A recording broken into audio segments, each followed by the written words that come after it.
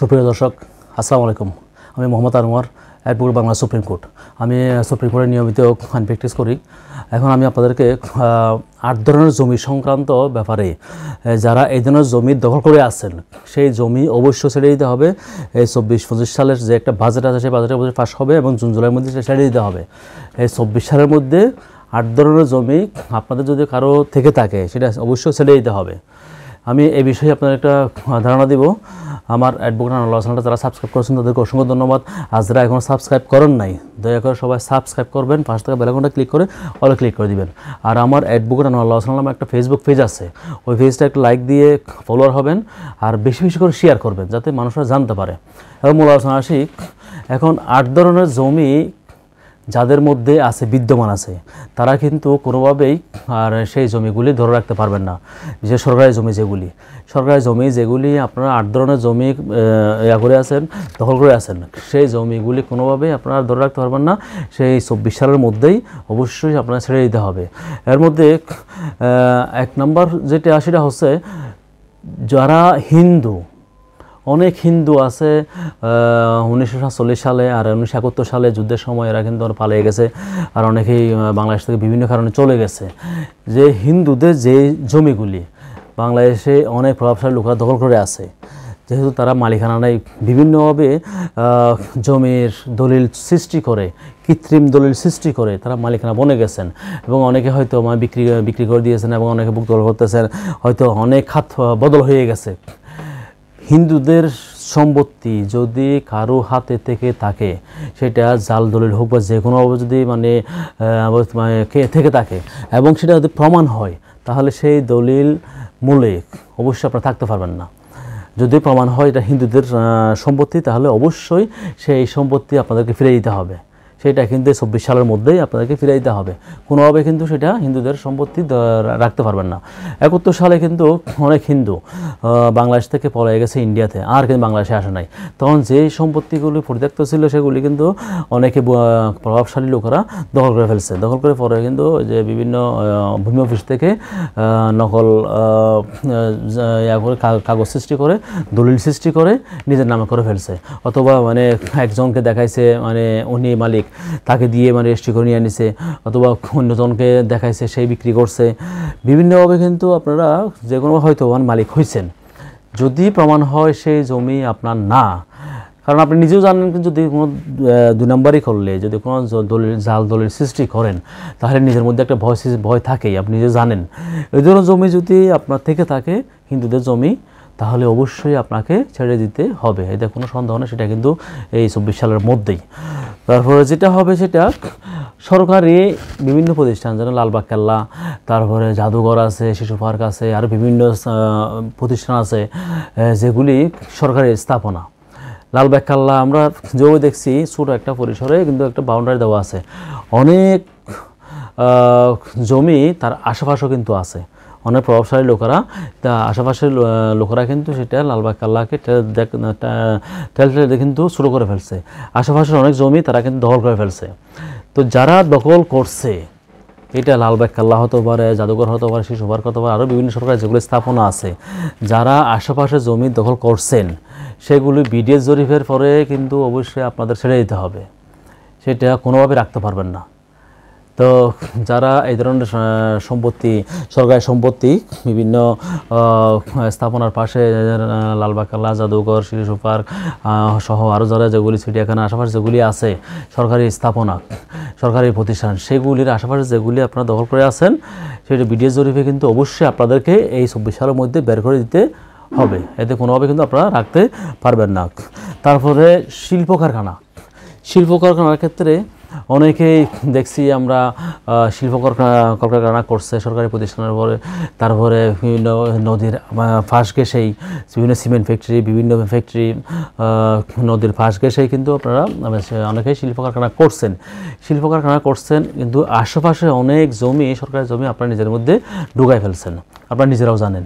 সেই জমিগুলি কোনোভাবে আপনারা রাখতে পারবেন না, সেটা অবশ্যই এই 2024 সালের মধ্যেই অবশ্যই সেগুলো ছেড়ে দিতে হবে, আপনারা রাখতে পারবেন না।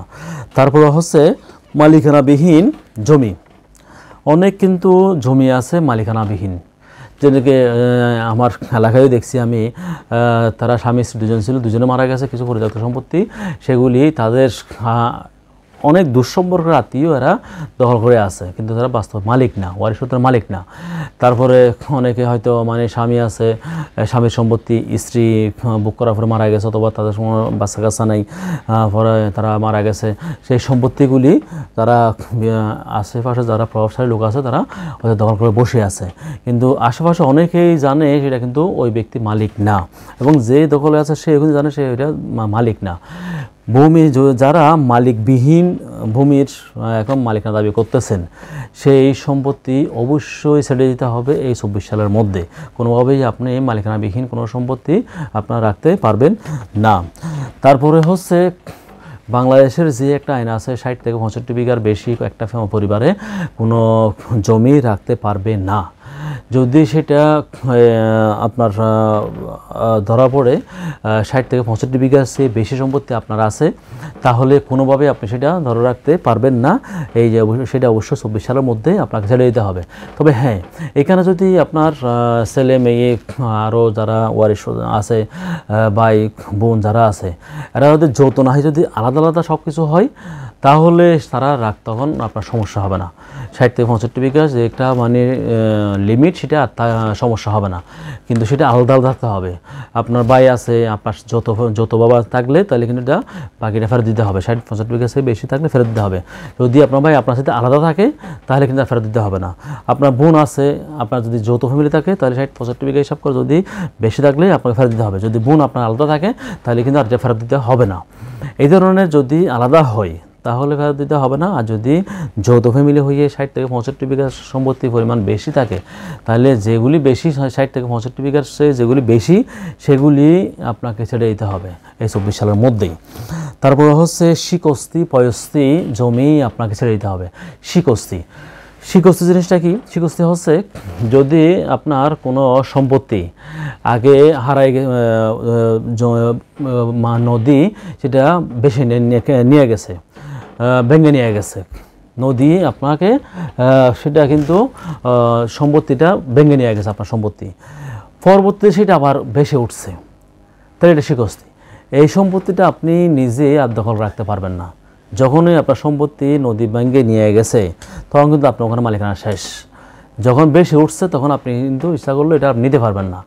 তাহলে শিকস্তি জিনিসটা আপনাকে কিন্তু বন্দোবস্ত করে নিতে হবে। একটা আইসল্যান্ডের ওখানে নির্দেশের সময় থাকে, সেই সময়ের মধ্যেই আপনাকে বন্দোবস্ত করে নিতে হবে। পয়স্তি হচ্ছে আপনার সম্পত্তি যেটা নদী ভেঙে নিয়ে গেছে সেটাই পয়স্তি। আপনার জমি যদি ভেঙে নিয়ে যায় তাহলে সেটা কিন্তু আর মালিক আপনি থাকবেন না। সেটা পরবর্তী যদি আবার বেশি উঠে তাও কিন্তু আপনি মালিক না। অনেকেই আবার যে ভেঙে গেছে পরে আবার যখন বেশি উঠে ওখানে অনেকেই অনেক আবাদ করে, বাদাম লাগায়, গাছ লাগায়, অনেক কিছু লাগায়, অনেক কিছু চাষ করে, কিন্তু সেটা মালিক আপনি না। বাংলাদেশের যে ভূমি আইন আছে সেই হিসাবে শিকস্তি পয়স্তি কিন্তু আপনাকে মানতে হবে। বেশি উঠলেও পাবেন না, আর ভেঙে গেলে কিন্তু মানে আপনার মালিকানা চলে গেল। এই ধরনের সম্পত্তি যারা আপনারা দখল করে আছেন তারা কিন্তু অবশ্যই এই জুন জুলাই মাসের মধ্যে এই 24 সালের মধ্যে আপনাকে কিন্তু সেটা জমি ছেড়ে দিতে হবে। তারপরে হচ্ছে অধিগ্রহণ করার পরে যদি অতিরিক্ত কোনো সম্পত্তি থেকে থাকে, সেই সম্পত্তি যদি আপনারা কেউ দখলে রেখে থাকেন তাহলে অবশ্যই সেটা ছেড়ে দিতে হবে। তখন উদাহরণস্বরূপ বলি, সরকারে একটা রাস্তা করার জন্য অধিগ্রহণ করলো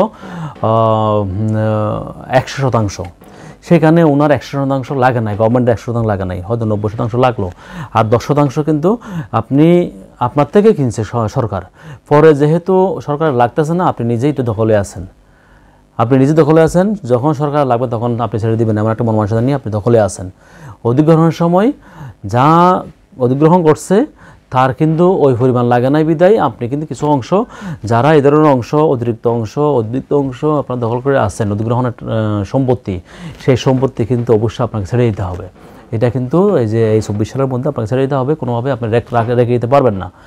আমি যে সম্পত্তিগুলির কথা বললাম সেই সম্পত্তিগুলি যাদের মধ্যে আছে তারা কিন্তু কেউ এই সম্পত্তিগুলি রাখতে পারবেন না, আপনাদেরকে অবশ্যই ছেড়ে দিতে হবে। এটা আপনার মাথায় রাখতে হবে, সেটা কিন্তু এই 24 সালের মধ্যেই। সুতরাং জমি নিয়ে যে অনেক সমস্যা আছে, সেই সমস্যা সমাধানের ক্ষেত্রে যদি আমাদের কোনো প্রয়োজন হয়, আমার স্ক্রিনে আমার নাম্বার দেওয়া আছে, যদি কোনো প্রয়োজন মনে হয় আমাকে ফোন দিবেন। আমি যেহেতু একজন সুপ্রিম কোর্টের আইনজীবী, আমি আপনাদেরকে পরামর্শ দেওয়ার জন্য সবসময় প্রস্তুত আছি। কিন্তু আমার একটা অনুরোধ, আমার চ্যানেলটা আপনারা বেশি বেশি করে শেয়ার করবেন, লাইক দিবেন, ফলোয়ার হবেন এবং বেশি বেশি করে শেয়ার করবেন, এতে করে জানতে পারলো, এটাই আমার অনুরোধ। আর আপনার যখন যা প্রয়োজন হবে আমাকে নিচের স্ক্রিন নাম্বারে ফোন দিবেন। আমি যদি ফোন রিসিভ করতে না পারলে পরে ফোন দিবেন, আমি আপনাদের সহায়তা করার চেষ্টা করব। এই বলে আমি আমার ভিডিও শেষ করলাম। আসসালামু আলাইকুম।